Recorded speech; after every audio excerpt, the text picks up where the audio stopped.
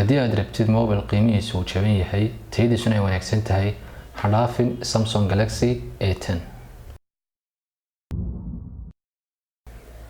Assalaamu calaykum waraxmatullah.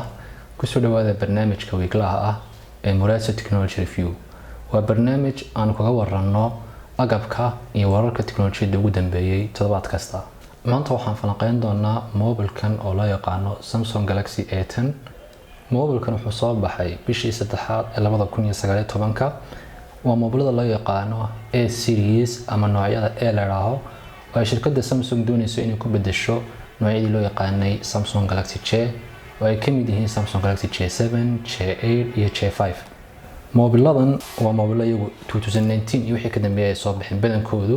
A10 waxaa soo baxay mobilkii loo yaqaanay A7 2018. marka maanta mobilkan baan falanqeynaa. haddaan eegno waxa gudihiisa ku jira markaad mobilka saa u furtid waxaad ugu tagaysaa waa buuggii mobilka kaas oo isagu ku jiraan wax sabab badan kuma jiraan. waxa ku jira buugaagtiisii oo information badan ku qoran yihiin inkastoo aan dadkeenu aanay akhrin. marka labaad waxaad ugu tagaysaa waa mobilka liftigiisii waa kan mobilku isagu hanoo dambeeyo. waxaad ugu tagaysaa waraaqdii IMEI ku qornaa, chargerkii iyo USB-gii chargerka iyo madaxii chargerka iyo birtii yareed. waxaa xusid mudan mobilkan isagu ma wato earphone ma wato. markaad iibsanaysid hala yaaba markaad earphone aad ka weydid.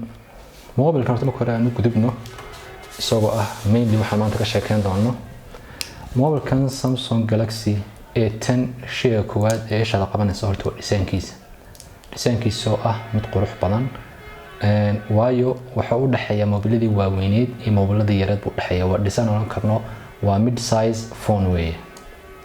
xaggiisa dambe waa plastic weeye waad arkaysaan, laakiin waa plastic tayo badan aan laga dareemayn. aad moodaysid inuu qoraad yahayba. halka dambe ayuu samcadda ku leeyahay. shayga koowaad ee isha la qabanaya markaad aad iibsatid mobilkan la dhaho Samsung Galaxy A10 waa displaygiisa oo waxaa loo yaqaanaa Infinity Display. Infinity Display waxaa loola jeedaa display isagu isu kala jira koone ilaa koone aan lahayn frame-kan mobilada kale ay leeyihiin badanka ee raak soo geliya displayga. sida tusaale oo kale mobilkan J7 6kan waad aragtaan intuu display maaha laakiin mobilka A10 guud ahaan waa display.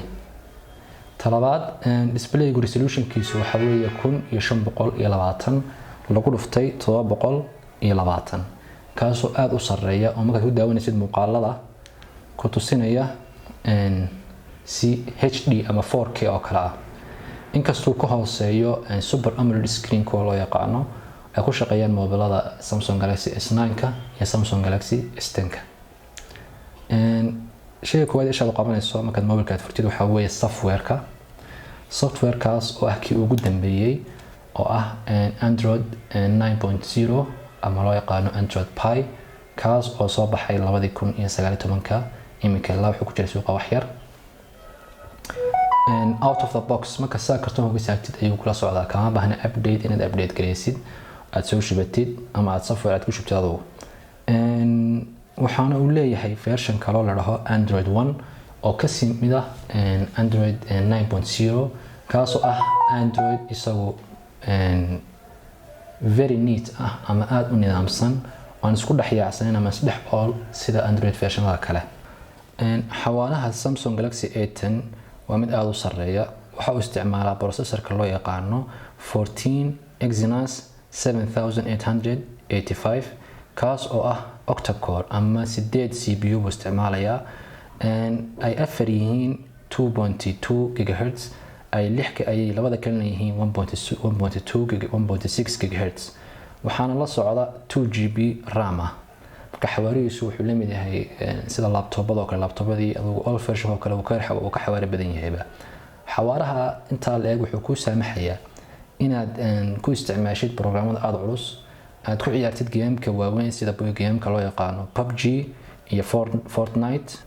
bayteriga Samsung Galaxy A10 qiyaastiisu waxa weeye 3400 mAh kaas oo la mid ah sida moobilada jayada ka sareeya wuxuu ku saamaxayaa inaad isticmaashid markaad isticmaalka caadiga isticmaalaysid maalin iyo badh haddii aad isticmaal fudud aad isticmaashidna wuxuu kuu gaadhiyaa ilaa 2 cisho ama 48 saacadood baad ku isticmaali kartaa waana waxyaabaha ugu muhiimsan featurada ugu waaweyn uu leeyahay Samsung Galaxy A10 markaan haddaanu kamarada moobilka u gudubno kamaradiisu aad u wanaagsan tahay marka la eego dhinaca sawirada uu qaadayo wuxuu leeyahay 2 kamaradood kamarad dambe iyo kamarad hore ta selfie ah kamarada hore selfie iyadoo waxa weeye 5 megapixel ta dambe back camera-na waxa weeye 13 megapixel storage-ka ama qaadka moobilka Samsung Galaxy A10 waa 32 GB RAM-kiisuna waxa weeye 2 GB saddex kalarna uu ku yimaadaa waa color blue ah iyo color casaan ah iyo color madow ah moobiladan hadaba kaydkeedisa moobiladan waxaad ka heli kartaa suuqa ama onlinecamera.com kaasoo aad kaga helaysid qiimo ka jaban qiimaha suuqa. Assalaamu calaykum.